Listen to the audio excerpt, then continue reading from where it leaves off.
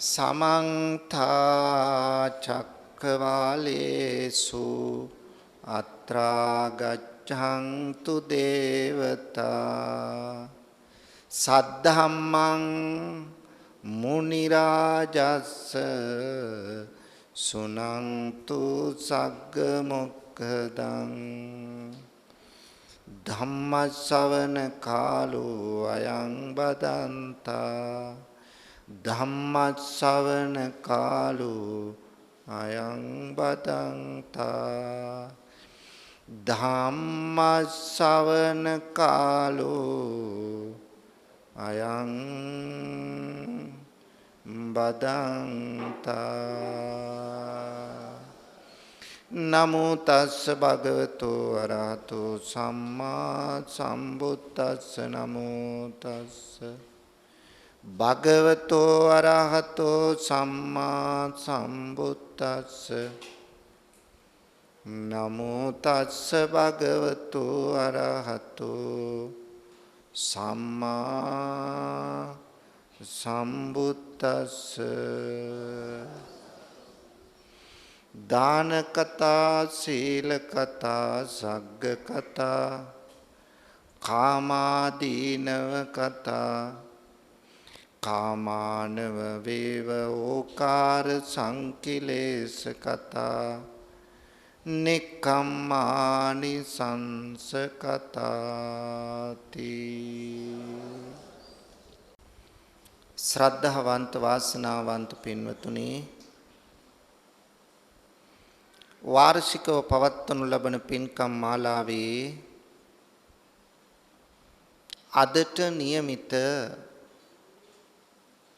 ධර්ම දේශනාව ශ්‍රවණය කරන්න තමයි පින්වත් ඔබ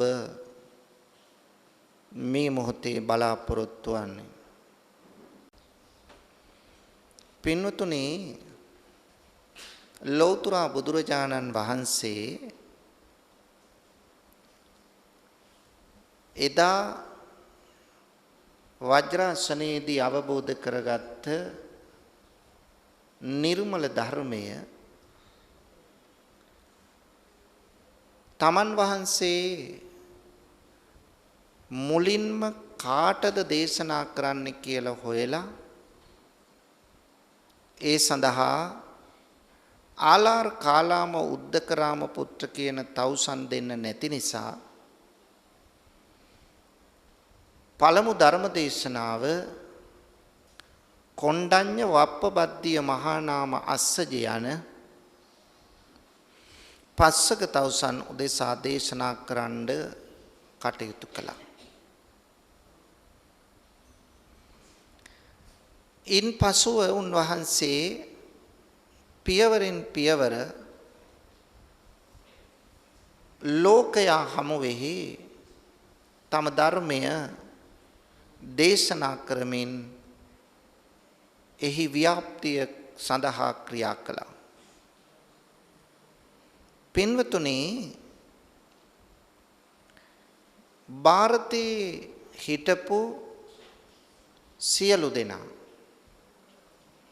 එකම චරිතයකට එකම බුද්ධි මට්ටමකට එකම මානසික මට්ටමකට හිමිකම් කියන අය නෙවෙයි. පුද්ගලයෝ ගත්තාම විවිධයි.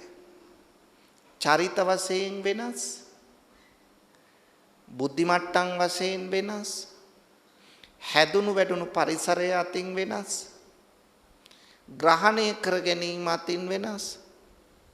මේ වගේ විවිධ පිරිස් ඉන්න නිසා එකම දේශනා ක්‍රමයක් අනුගමනය කළේ නැහැ. දේශනා ක්‍රම රාශියක් බුදුහාමුදුරුවෝ අනුගමනය කළා. ඒ අනුගමනය කළ දේශනා ක්‍රම අතරේ එකක් තමයි කතා ක්‍රමය. කතා ක්‍රමය යටතේ කොටස් පහක් තියෙනවා. කතා ක්‍රමය යටතේ තියෙනවා කොටස් පහක්. ඒ තමයි 1. ආනුපුබ්බී කතා. ආනුපුබ්බී කතා කියන්නේ අනුපිළිවෙල කතාව. ඒ කියන්නේ පුද්ගලයාගේ බුද්ධි මට්ටම සරල අවස්ථාවේ සිට ගැඹුරු අවස්ථාව දක්වා රැගෙන යන දහම් කතා පිළිවෙල. මේක තමයි ආනුපුබ්බී කතා හෙවත් අනුපිළිවෙල කතා ක්‍රමය. මහමුහුද වෙරළාන්තයේ ඉඳලා ඈත දියඹට යන්න ගැඹුරු වෙනවා වාගේ සරල තැනකින් පටන් අරගෙන නිර්වාණය දක්වා පුද්ගලයා අරගෙන යන ක්‍රමයට කියනවා ආනුපුබ්බී කතා. 2. පරියාය කතා. පරියාය කියලා කියන්නේ පින්වතුනි විවිධ අර්ථ දක්වමින් බණ කීම. එක දෙයක් විස්තර කරන්න ගොඩක් අර්ථ කියනවා. ආන්න ඒ කතා ක්‍රමයට කියනවා පරියාය කතා. 3. අනුද්දේතං පටිච්ච කතා. අනුද්දේතං පටිච්ච කතා කියන්නේ පින්වතුනි කනට මිහිරි අහන්න හිතෙන මధుබාණී ස්වර රටාවකින් දහම් දෙසීම. එතකොට ඒ අහන ස්වරය ධර්මයේ දේශනා කරන ස්වරය සිත් ගන්නාසුළුයි. අන්න ඒකටයි කිව්වේ අනුද්දයතම් පටිච්ච කතා. 4. නාමිසන්තර කතා. ඒ කියන්නේ ආමිසයට ලාභ ප්‍රයෝජන වලට ගැති වෙලා බණ කියන්නේ. එහෙනම් ලාභ සත්කාර අපේක්ෂාවකින් තොරව දහම් දෙසීම තමයි චීවර පිණ්ඩපාත සේනාසන ගිලාන ප්‍රත්‍ය. මේවට නැඹුරු නොවි දහම් දෙසීම තමයි මේ කියන්නේ මොකද්ද? නාමිසන්තර කතා. 5. අත්තානං පරං අනුපහච්ච කතා. අත්තානං පරං අනුපහච්ච කතා කියලා කියන්නේ පින්වතුනි තමන් උස අනුන් පහත් යන අදහස ඇති නොවන ලෙස බණ කීම. බණ කියන්නා නොව බණ අහන්නා උසස්යයි හැඟීම ඇතිවන විදියට බණ කීම තමයි අත්තානං පරං අනුපහච්ච කතා කියන්නේ. මේ වගේ කතා ක්‍රම 5ක් අනුගමනය කළා. තව ගොඩාක් ක්‍රම තියෙනවා. සතර ව්‍යාකරණ කියලා තවත් ක්‍රම 4ක් තියෙනවා. ඒ වගේම අත්තජ්ජාසය, පරජ්ජාසය, පුච්ඡාවසික, අට්ඨුප්පත්තික කියලා තව ක්‍රම 4ක් තියෙනවා. ඒ වගේම ප්‍රශ්නෝත්තර ක්‍රමය කියලා, සාකච්ඡා ක්‍රමය කියලා, ප්‍රහේලිකා ක්‍රමය කියලා මේ වගේ ගොඩාක් ක්‍රම ශිල්ප පින්වතුනි තියෙනවා. බුදුහාමුදුරුවෝ ඒ තැනදී ධර්මයේ දේශනා කරන්න අනුගමනය කළ ක්‍රම. ඒ නිසා ශ්‍රාවකයාට ඊට ඉක්මනින් ධර්මය ග්‍රහණය කරගන්න පුළුවන් වුණා. මේ බුදුරජාණන් වහන්සේ අනුගමනය කළ පින්වතුනි මේ ක්‍රම අතරින් අපි අවධානය යොමු කරමු එක් ක්‍රමයකට. ඒ තමයි අපි අද කියලා දෙන්න බලාපොරොත්තු වෙන්නේ ආනුපුබ්බී කතා ක්‍රමය. ආනුපුබ්බී කතා ක්‍රමය කිව්වේ මොකද්ද? කතා ක්‍රමය. අනුපිළිවෙල කතා ක්‍රමය. අනුපිළිවෙල කතා ක්‍රමය කියලා කියන්නේ පුද්ගලයාගේ බුද්ධි මට්ටම සරල අවස්ථාවේ සිට ගැඹුරු අවස්ථාව දක්වා අරගෙන යන ක්‍රමවේදයයි. ඒකට කියනවා ආනුපුබ්බී කතා ක්‍රමය කියලා. අනුපිළිවෙල කතා ක්‍රමය. ඒක තමයි මෙතන සාකච්ඡා කරන්නේ පින්වතුනි. දාන කතා, සීල කතා, සග්ග කතා, කාමා දීනව කතා, කාමානව වේව ඕකාර සංකිලේශ කතා, නෙක්ඛම්මානි සංස කතා. ඔන්න ඕක තමයි අනුපිළිවෙල කතා ක්‍රමය. දාන කතා කියලා කියන්නේ පින්නතුනි දානානිසංස කියවෙන කතා. දැන් ඕනම සරල බුද්ධි මට්ටමක් තියෙන කෙනෙකුට දන් දීමේ අනුසස් තේරෙනවනේ. දානයක් දෙන්නේ කොහොමද? දානයට හිත සකස් කරගන්නේ කොහොමද? දන් දෙන දායකයෝ කවුද? නේ? එතකොට දන් දුන්නට පස්සේ ලැබෙන ප්‍රතිවිපාක මොනවද? මේවා ඕන කෙනෙකුට වැටහෙන දේවල්. ඒක තමයි මෙතන කියන්නේ දාන කතා. දැන් අපි දන්නවා වෙස්සන්තර කතාව, වෙස්සන්තර ජාතක කතාව අහනකොට වෙස්සන්තර රජුරු කියනවා මොකද්ද? as is must lay විතරක් නෙමෙයි, තම අමුදරුවන් පවා දන් දුන්නා. දැන් අර දාණයට සම්බන්ධ කතාවනේ මේ. එතන කියවෙන්නේ දාණය ගැන. බෝධිසත්ත්ව කාලේ ඉඳලා දන් දුන්නු හැටි. එතකොට බෝධිසත්ත්ව කාලේ පාරමිතාවක් වශයෙන් දාණය පිරූ හැටි. දාන පාරමිතා, දාන උපපාරමිතා, දාන පරමත්ත පාරමිතා වශයෙන් මේ පාරමිතාවක් වශයෙන් දාණය සම්පූර්ණ කළ විදිය මේක කියවෙනවා. එතකොට පින්නතුනි වෙස්සන්තර කතාව හරි නාට්‍ය හරි චිත්‍රපටය හරි අපි බලනවයි කියලා හිතන්න. කතාව අහගෙන ඉන්නවයි. අවසානයේ මොකද වෙන්නේ? තම දේවිය දන් දුන්නා. විතරක් නෙවෙයි, ජාලිය ක්‍රිෂ්ණජිනා කියන දරුවෝ දෙන්නත් දන් දුන්නා. දැන් මේ දන් දෙන අවස්ථාව අහනකොට නැත්තම් ඒක නාට්‍යානුසාරීව බලනකොට ඔබට මොකද්ද ඇති වෙන අදහස? ඔව්, සංවේදී බවක් එනවා. ඒ කියන්නේ මේ දරුවෝ දෙන්නත් දන් දුන්නේ කොහොමද? අර වගේ මිනිස්සෙකුට ජූජක බමුණට කොහොමද මේ දරුවෝ දෙන්න අරගෙන යනවා? මේක තාත්තා කෙනෙකුට කරන්න පුළුවන්ද? අවසානයේ Tamanට හිතෙනවා අනේ පව්. එතකොට නාට්‍ය නැත්තම් කතාව අවසානයේ යන්නේ කඳුළු හලමින්. නේ? කඳුළු හලමින් තමයි යන්නේ. මේක තමයි ස්වභාවය. ඒ නිසා එතකොට වෙස්සන්තර කතාවෙන් පින්නතුනි වෙස්සන්තර කතාවෙන් ඇත්තටම දැන් අපි අවසානයේ සංවේදී වෙලා කඳුළු හලහල ගෙදර යන්නද ජාතක කතාව ඇහුවේ. එහෙම නැත්තම් අනේ පව් කියා ගෙදර යන්නද?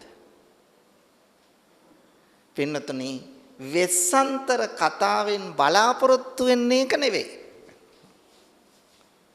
එහෙනම් ඒ දාණය ගැන කරන කතාවේ බලාපොරොත්තුනේ මොකද්ද? වෙස්සන්තර රජුරු as is must lay අඹදරුවන් දන් දුන්නා නම්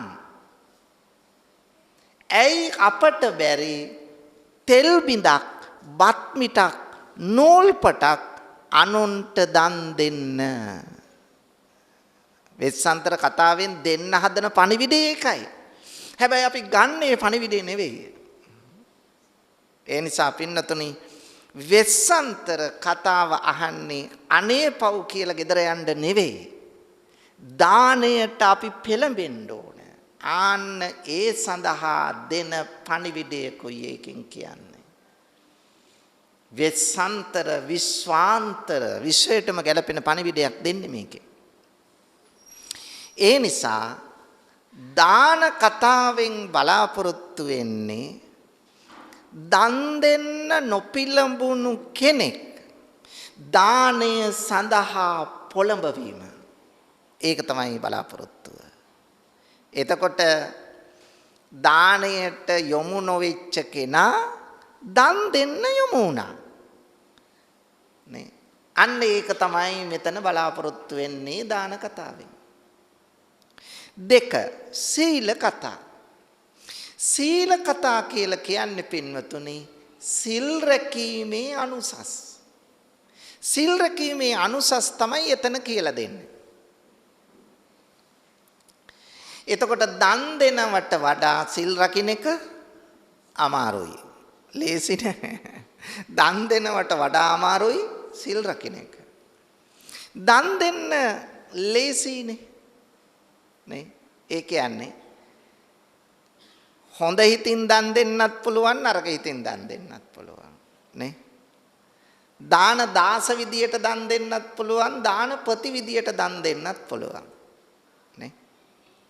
ඊළඟට හොඳින් හම්බ කරපුවා දන් දෙන්නත් පුළුවන් නරකින් හම්බ කරපුවා දන් දෙන්නත් පුළුවන්. බලන්න. හිතේ ලෝභකම තියාගෙන දන් දෙන්නත් පුළුවන් ලෝභකම යටපත් කරලා දන් දෙන්නත් පුළුවන්. අන්න බලන්න. හැබැයි පින්නතුනි සිල් රැකීම එහෙම කරන්න බෑ. සිල් රැකීම එක එක්කෙනාට එක එක විදිය වෙන්නේ නැහැ. දන් දෙනකොට එක එක විදිය වෙනවා. සිල් රකින්නකොට එහෙම බෑ. එතකොට සීලය කියලා කියන්නේ මොකද්ද? කාය වාචානං සමෝදානං සීලං. කය වචනය සංවර කර ගැනීම සීලය. එතකොට සංවර වීම වෙන්න ඕන කයින් සිද්ධ කරන වැරදි තියෙනවා. ප්‍රාණඝාත, අදත්තාදාන, කාම මිත්‍යාචාරහ, සුරාව. මේ වැරදි හතරෙන් වෙන්වීම තමයි කායික සංවරය කියලා කියන්නේ. මුසාවාද, පිසුනා වාච, පරුසා වාච, සම්පප්පලාප යන වැරදි හතරෙන් වෙන්වීම තමයි වාචසික සංවරය කියන්නේ. එතකොට පින්නතුනි සීලය දානයට වඩා අමාරු දෙයක්. සිල් රකින්න එක. සිල්පද පහක් නෙවෙයි. එකක් ආරක්ෂා කරන එකත් ඉතාම අමාරු වැඩක් පින්නතුනි. ඒකයි. එහෙනම් හැම සිල්පදයකම සිල්පද දෙකක් ඇතුළත්. එකක් වාරිත්‍ර සීලය. අනෙක චාරිත්‍ර සීලය. වාරිත්‍ර සීලය කියන්නේ වැළකීම. ප්‍රාණඝාතයෙන් වැළකීම. චාරිත්‍රය කියන්නේ ගුණයක් ඇති කර ගැනීම. අන්න එකයි. ඒක තමයි මෙතන කියන්නේ චාරිත්‍රය කියලා. ඒ නිසා පින්නතුනි සීලය සරල අවස්ථාවෙන් පටන් අරගෙන පංචශීලය, අෂ්ටාංග සීලය, උපෝසථාෂ්ටාංග සීලය, ඊළඟට ආජීවෂ්ටමක සීලය, ඊළඟට දස සීලය, ඊළඟට සාමණේර දස සීලය, උපසම්පදා සීලය. සීලේ තියෙනවා ඕනතරම් කොටස්. ඒ නිසා සිල් රකින්න එක දන් දෙනවට වඩා අමාරුයි. එතකොට දන් දුන්නු කෙනා සිල් රකින්න යොමු කරවනවා. අන්න ඒක තමයි මෙතන කරන්නේ සීල කතාවෙන්. එතකොට සිල් රැකීම තුලින් ලැබෙන දේ මොකද්ද? තම තමන්ගේ ජීවිතවලට ලැබෙන ආලෝකය, සමාජයට ලැබෙන යහපත, තමන්ගේ සසර ගමන සැපවත් වෙන හැටි. මෙන්න සිල්වතාගේ සුවඳ, ගුණ සුවඳ ඡණ්ඩ මාරුතයටවත් අනිත් පැත්තට හරවන්න බෑ කියන එක. සිල්වතාගේ ගුණ සුවඳ සුළඟ හමන දිශාවට විරුද්ධ දිශාවට ගමන් කළ හැකි ශක්තියක් තියෙන දෙයක් කියලා මෙතනදී සීල කතාවේදී විස්තර කරනවා. ඊට පස්සේ තුන්වෙනි කතාව තමයි සග්ග කතා. සග්ග කතා කියන්නේ ස්වර්ගය ගැන. ස්වර්ගය කියන්නේ දිව්‍ය ලෝකේ. දන් දෙන්න, සිල් රකින්න. කොහේ යන්නද? දිව්‍ය ලෝකේ යන්න. ආන්න බලන්න. දිව්‍ය ලෝකේ යන්න හුරු කරවනවා. මනස හදනවා. හැබැයි මොනව කරලාද?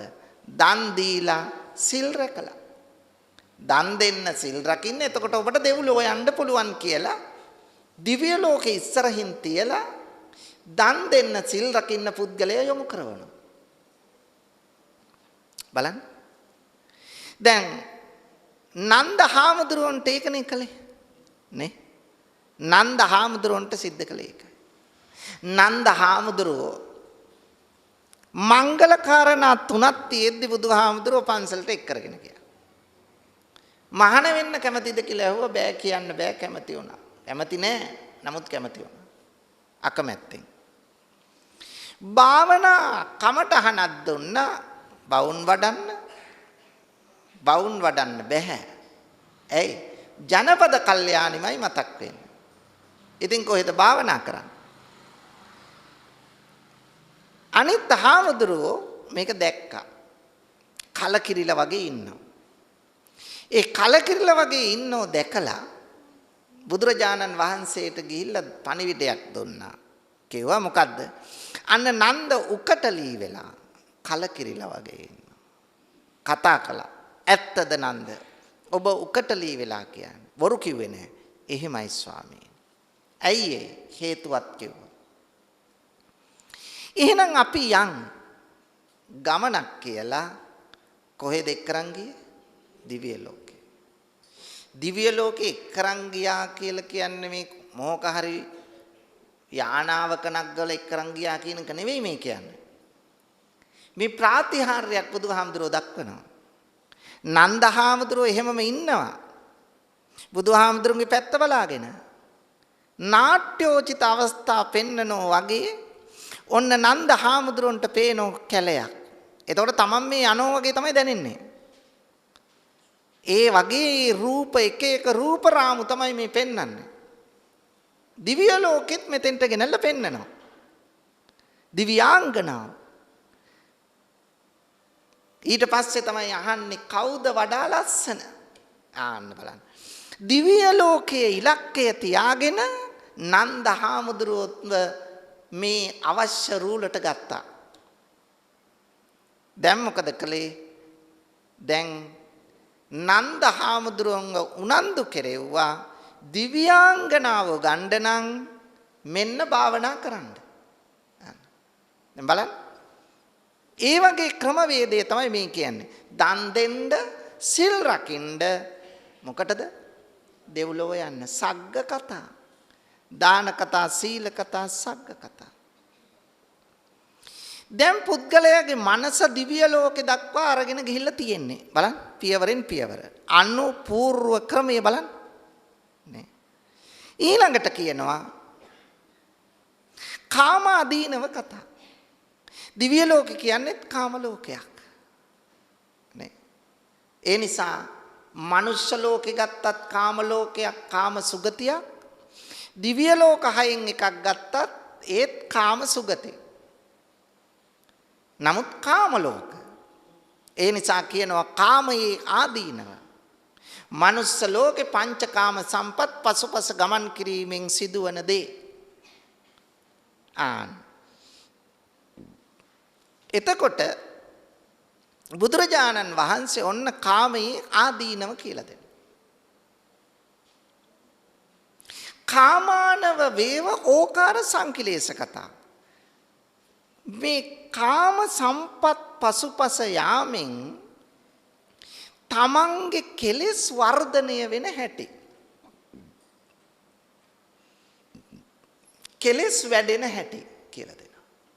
එහෙනම් දැන් මනුෂ්‍ය ලෝකේ ඇස කන නාසාදී ඉඳුරන්ගෙන් රූප ශබ්ද ගන්ධ රස ස්පර්ශ ආදී මේ පංචකාම සම්පත් ග්‍රහණය කරගනිමින් මේ පසුපස හඹා යාමෙන් කෙලෙස් වැඩෙන ආකාරය බුදුරජාණන් වහන්සේ පෙන්නනවා. දැන් ඔන්න දාන කතා, දානානිසංස, සීල කතා, සීල රැකීමේ ආනිසංස, සග්ග කතා, දිව්‍ය ලෝකෙ පිළිබඳව, දන් දෙන්න, සිල් රකින්න දිව්‍ය ලෝකේ අපේක්ෂාවක් තියාගන්න. ඊළඟට කියනවා කාමාදීනව කතා, කාමයේ ආදීනව. ආදීනව කියන්නේ නරක ප්‍රතිවිපාක. කාමයේ ආනිසංස කියන්නේ හොඳ ප්‍රතිවිපාක. ඒතර පිනක් කළොත් ලැබෙන්නේ ආනිසංස. පවක් කළොත් ලැබෙන්නේ ආදීනව. එතකොට ඔන්න ආදීනව කියන කාමයේ. ඒ කියන්නේ නරක ප්‍රතිවිපාක. ඊළඟට එයින් කෙලෙස් වර්ධනය වන හැටි. කාමානව වේව ඕකාර සංකිලේශ කතා. ඒක ඇලීමෙන් කෙලෙස් වැඩෙන හැටි. ඊළඟට කියනවා නෙක්ඛම්මානි සංස කතා. කාමයෙන් නික්මීමේ අනුසස්. ඔන්න බලන්න පුද්ගලයාගේ මනස අරගෙන ගිය තැන. මෙන්න මේක තමයි වැදගත්ම කොටස. නෙක්ඛම්මානි සංස කතාව. මොකක්ද? පින්නතුනි, නික්මීම, කාමයෙන් නික්මීමේ ක්‍රම පහක් තියෙනවා. කාමයෙන් නික්මීමේ ක්‍රම පහක්.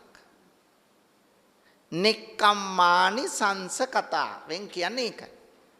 මොකද්ද ක්‍රම පහ? 1.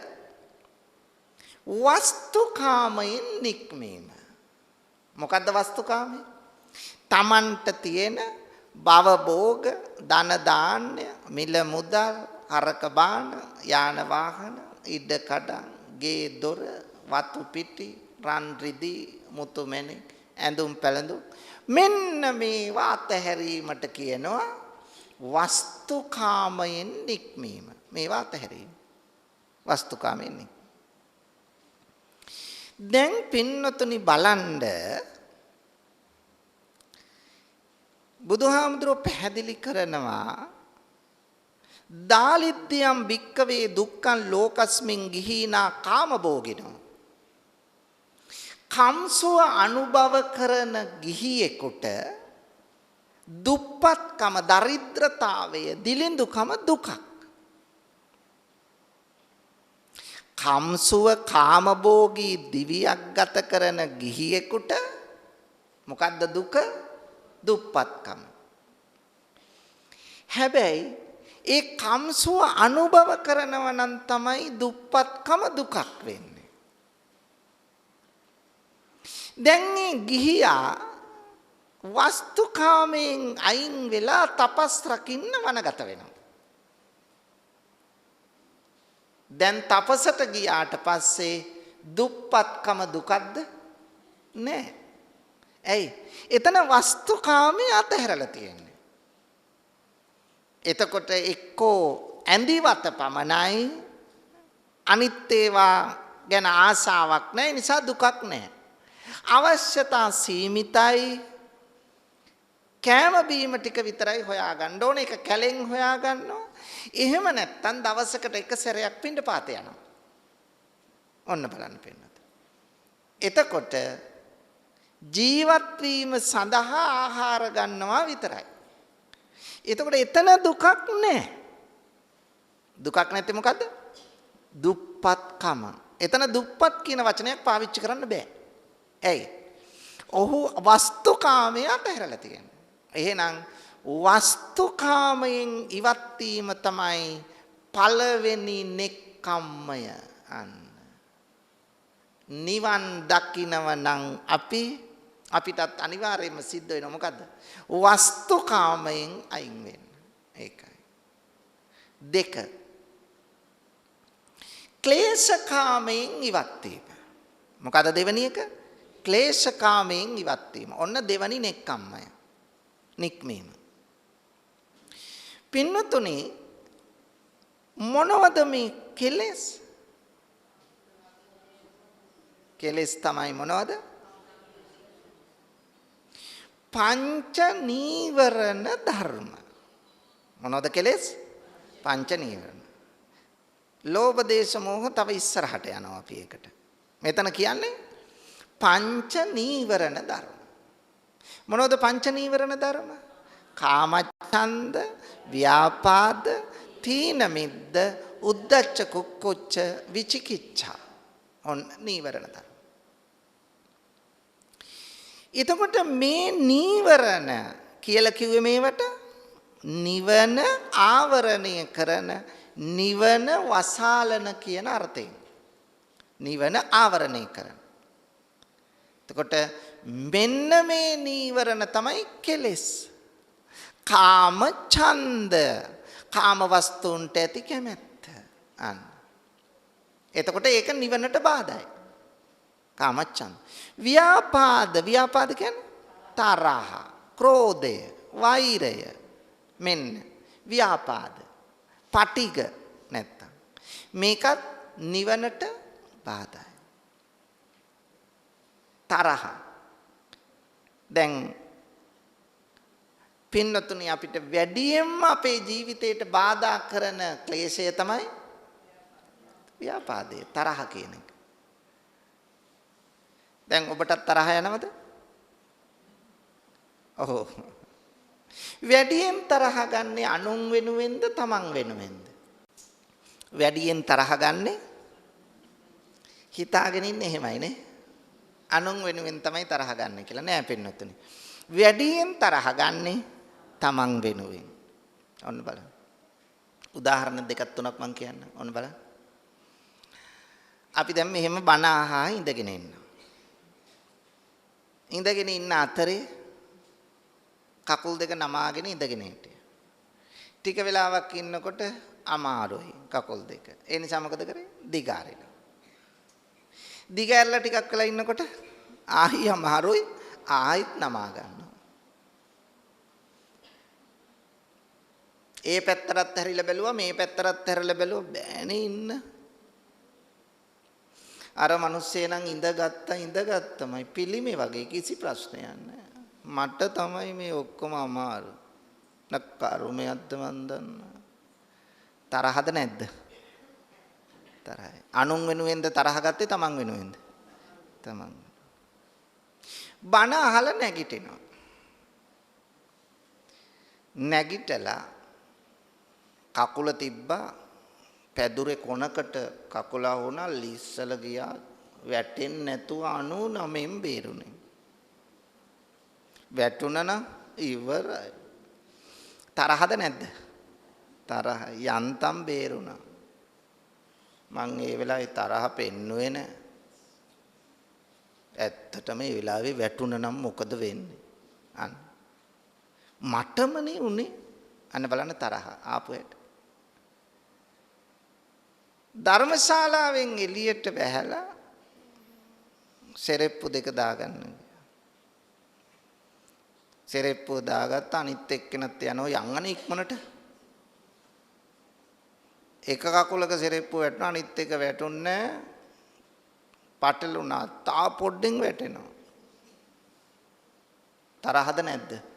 තරහයි. පින්නතුනේ උදේ නැකිට වෙලාවෙ ඉඳලා රාත්‍රී නිින්දට යනකම් අපි වෙනුවෙන් කීවතාවක් තරහ ගන්නව ඇත්ද? ඔන්න බලන්න ස්වභාවය.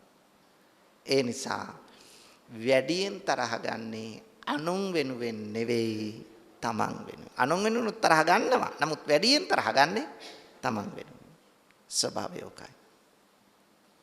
පින්නතුනේ ඒ නිසා බලන්න තරහ කියන එක අපට කොච්චර බාධා කරනවද නේ?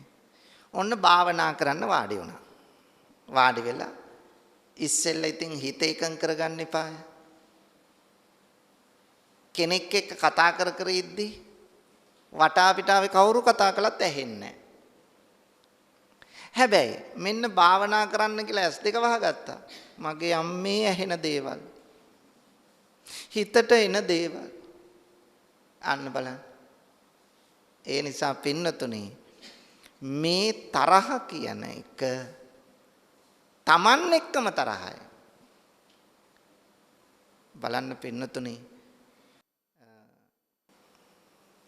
කොයිතරම් අපට මේ ව්‍යාපාදය, පටිගය බාධා කරනවද නිවනට? ඔන්න. කාම ඡන්ද ව්‍යාපාද. තීන මිද්ද කියලා කියන්නේ. ඔව් හිතේ සහ සිතුවිලිවල සිතේ හා සිතුවිලිවල ඇතිවන අලසකම, කම්මැලිකම, නිද්‍රාශීලී බව. මෙන්න මේකට කියනවා තීන මිද්ද. බලන්න. වෙන වැඩ ඕන තරම් කරන්න පුළුවන්. බණපදයක් අහන්න වඩනාම හරි අමාරුයි. බලන්න. සමහරුන්ට. සමහරු මොකද කරන්නේ?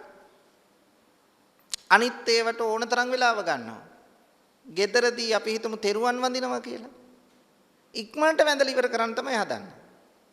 මේ ગાත දෙකක් තුනක් කියලා. ඒක තැන්පත්ව කරන්නේ නැහැ. බලන්න. කම්මැලි. කම්මැලි වෙන්නේ කුසලයට. අකුසලයට නෙවෙයි කුසලයට. පුණ්‍ය සිතුවිලි ඇති කරගන්න තමයි කම්මැලි. ස්වභාවය ඒකයි පෙන්නත. ඔන්න බලන්න තීන මිද්ද. උද්දච්ච කුක්කුච්ච.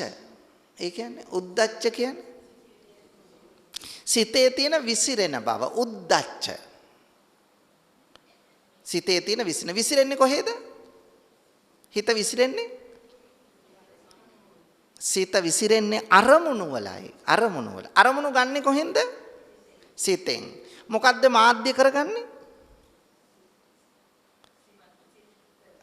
සිතෙන් සිතුවිලි ගන්නකොට මාධ්‍ය කරගන්නේ මොකද්ද? මොකක් කරහාද ගන්නෙ? පංචේන්ද්‍රයන්නේ. පංචේන් ඇස කන නාසය දිව ශරීරය. මේව තමයි මාධ්‍ය කරගන්නේ. මාධ්‍ය කරගෙන තමයි සිතට සිතුවිලි ගන්න. අන්න බලන්න. එතකොට ඒ අරමුණු වල තමයි සිත විසිරෙන්නේ. ඒකයි උද්දච්ච කියන්නේ. කුක්කුච්ච කියන්නේ. කුක්කුච්ච කියන්නේ නෑ. මොකද්ද? පසුතැවීම. පසුතැවීම. මොකටද පසුතැවෙන්නේ? පසුතැවෙන්නේ කළ අකුසල් හා කළ පව් හා නොකළ පින් ගැන හිත හිතා පසුතැවෙනවා. අන්න බලන්න. දෙකම හොඳ නෑනේ. නේ. අපි දැන් දෙන්නේ කතා කරන්න පටන් ගන්නවා. මොනෝ ගැනද බලන්න කතා කරන්නේ? එක්ක කතා කරන්නේ අතීතය ගැන, එහෙම නැත්නම් අනාගතය ගැන. ඕක තමයි කතා කරන්නේ. එතකොට බලන්න පසුතැවීම විතරයි ඉතුරු වෙන්නේ. බුදුදහම ප්‍රතික්ෂේපම කරන එක තමයි පසුතැවෙන එක. නමුත් අපි කරන්නේ මේක. ඒ නිසා උද්දච්ච කුක්කුච්ච අන්න තවත් නීවරණයක්. විචිකිච්ඡා. විචිකිච්ඡා කියන්නේ සැකය. අන්න ඒක තමයි සැකය. මොනව ගැන සැකද? බුද්ධ ආදී අටතැන්නේ සැකය. බුදුහාමුදුරුන්ගේ ගුණ ගැන, ධර්මයේ ගුණ ගැන, සංඝයාගේ ගුණ ගැන ආදී වශයෙන් නැති කරගන්නා සැකය.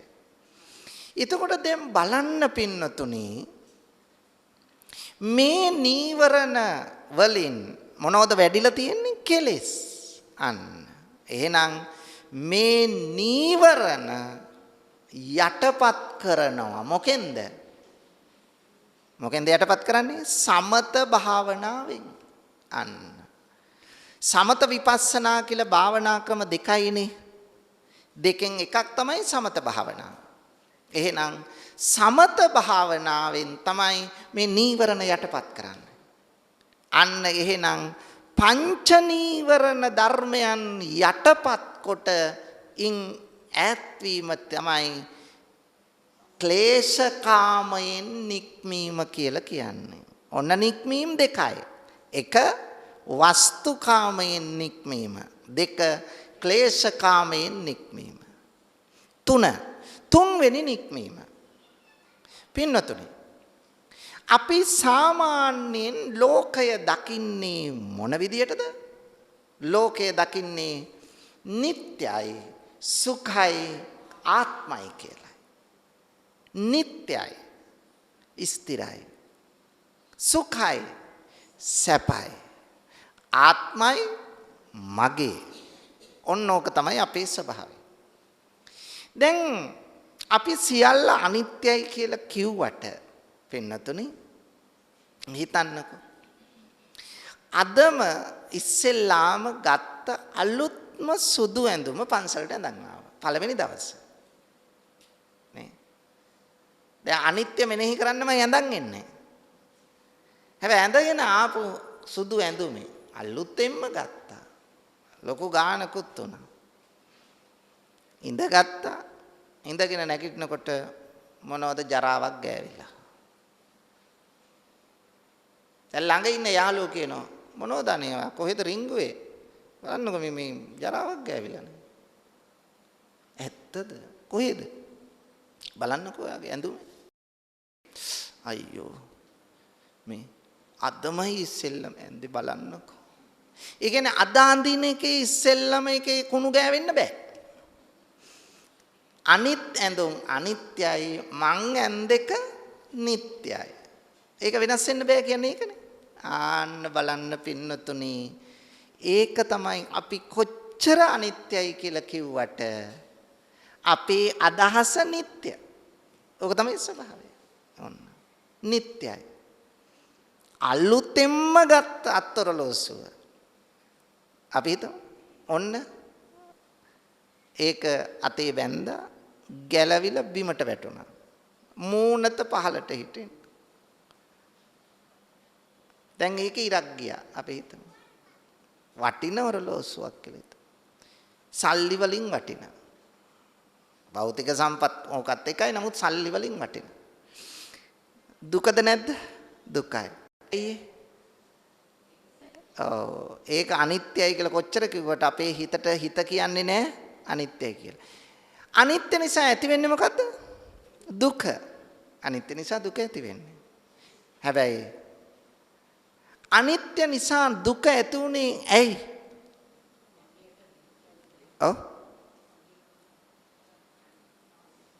ඒක වෙනස් වෙනකොට දුක ඇයි?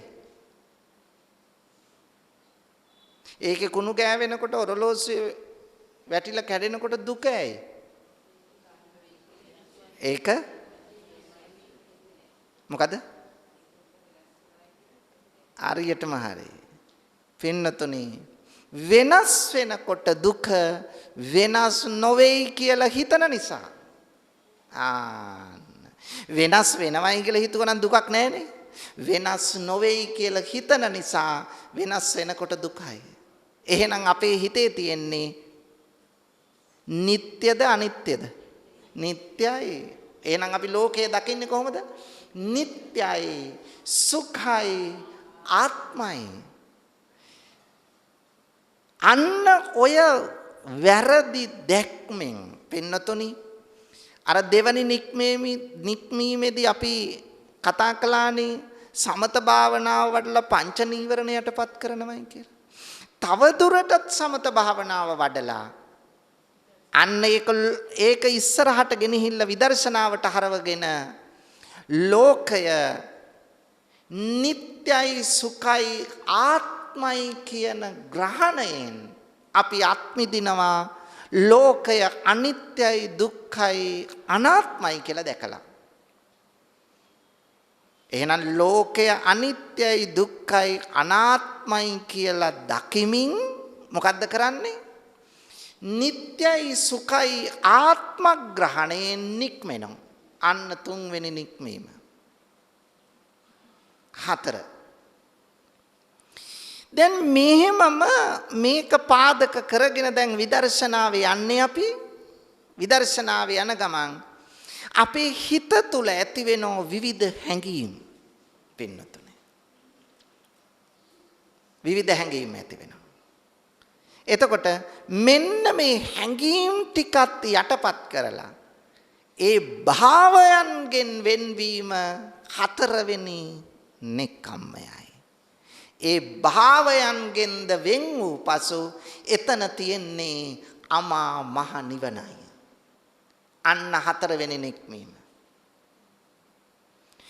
පස්වෙනි නික්මීම තමයි පින්වතුනි මෙතෙක් කල අපි ලෝකය දැක්කේ ලෝභ, දේශ, මෝහ සහිතවයි. එහෙනම් ලෝභ, දේශ, මෝහ සහිතව දැක්ක ලෝකය අපි දැන් වෙනස් කරගන්නවා අලෝභයි, අද්වේෂයි, අමෝහයි කියලා. එහෙනම් ලෝභය වෙනුවට අලෝභය, තරහ දේශය වෙනුවට මෛත්‍රිය, ඒ වගේම මෝහය වෙනුවට අමෝහය කිවත් ප්‍රඥාව. ආන්න අපි ඒ ලෝභ දේශ මෝහයෙන් නික්මීම මොකද්ද? අන්න පින්නතුනි පස්වෙනි නෙක්ඛම්මයයි. එහෙනම් අර නිවන තුල ඉන්න පුද්ගලයා තමයි දැන් ලෝභ දේශ මෝහයෙන් වැළකී අලෝභ අද්වේෂ අමෝහයට පිවිසිලා තියෙන්නේ. මෙන්න මේ නෙක්ඛම්ම පහ පින්නතුනි නිර්වාණය සාක්ෂාත් කරනු පිණිස අත්‍යවශ්‍යයි.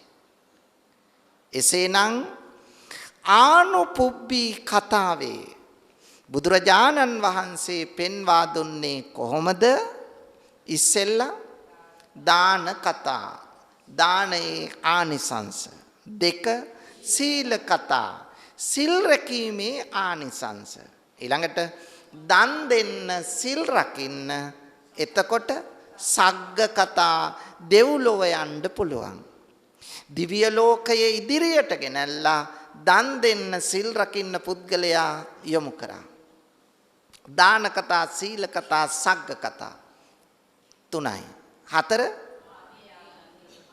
කාම ආදීනව කතා. ඊළඟට කියනවා කාමයේ ආදීනව.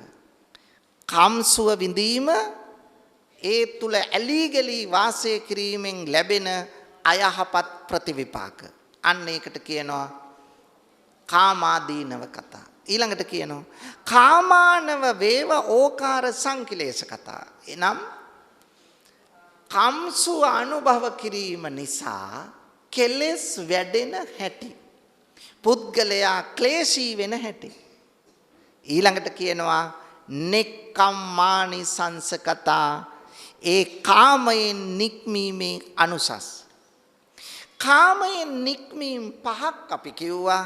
1 වස්තුකාමයෙන් නික්මීම. 2 ක්ලේශකාමයෙන් නික්මීම. ක්ලේශකාමයෙන් නික්මීමේදී අපි කිව්වා පංච නීවරණයන්ගෙන් නික්මීම. කාමච්ඡන්ද, ව්‍යාපාද, තීන මිද්ද, උද්ධච්ච, කුක්කුච්ච, විචිකිච්ඡා. මේවෙන් නික්මීම. 3 ලෝකය අපි දැක්කේ නිට්ටයයි, සුඛයි, ආත්මයි කියලා. අන්නේ වැරදි දැකීමෙන් අපි නික්මෙනවා ලෝකය අනිත්‍යයි, දුක්ඛයි, අනාත්මයි වශයෙන් දකිමින්.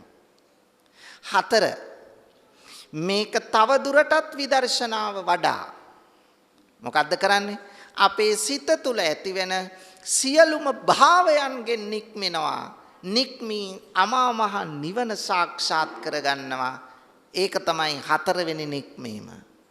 5වෙනි නික්මීම අපි කිව්වා මෙතෙක් කල් අපේ සිත තුළ තිබුණේ ලෝභ, ද්වේෂ, මෝහ. මේන් නික්මී අපි ඇති කරගන්නවා අලෝභ, අද්වේෂ, අමෝහ. මෙන්න මෙතෙන්ට එනකොට අපි ප්‍රඥාවන්ත කෙනෙක් බවට පත් වෙලා පින්නතුනි. එතන තමයි නිර්වාණය කියලා කියන්නේ. එහෙනම් පුද්ගලයාගේ මනස සරල අවස්ථාවේ සිට ගැඹුරට හෙවත් නිර්වාණයට හෙවත් යථාර්ථ අවබෝධයට රැගෙන යන මේ උත්තරීතර ක්‍රමවේදයටයි බුදුරජාණන් වහන්සේ අපි කතා කළේ ආනුපුබ්බී කතා ක්‍රමය කියලා. එහෙනම් මේ කතා ක්‍රමය තුලින් අපේ සිත නිර්වාණයට රැගෙන යන්න පුළුවන්. අන්න ඒ නිවන් මඟ තමයි මේ කතා ක්‍රමයෙන් පින්නතුනි හෙළි කරන්නේ.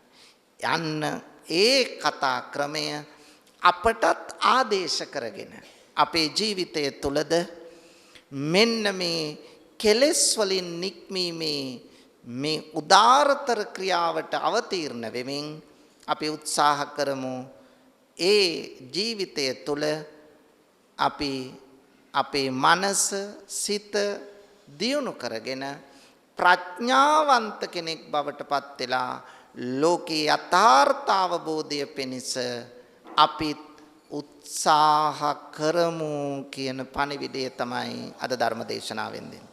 එවැනි තත්ත්වයක් ඇති කරගන්නට ඔබ සියලු දෙනාටම ධර්මඥානය පහළ වේවා කියලා ප්‍රාර්ථනා. ආකාසට්ටා ච බුම්මට්ටා දේවා නාග මහිද්దికා පුඤ්ඤන්තං අනුමෝදිත්වා චිරං රක්ඛන්තු ලෝක සාසනං. ආකාසට්ටා ච බුම්මට්ටා දේවා නාග මහිද්దికා පුඤ්ඤන්තං අනුමෝදිත්වා චිරං රක්ඛන්තු දේශනං. ආකාසට්ටා ච බුම්මට්ටා දේවා නාග මහිද්దికා පුඤ්ඤන්තං අනුමෝදිත්වා චිරං රක්ඛන්තු මං පරන්ති.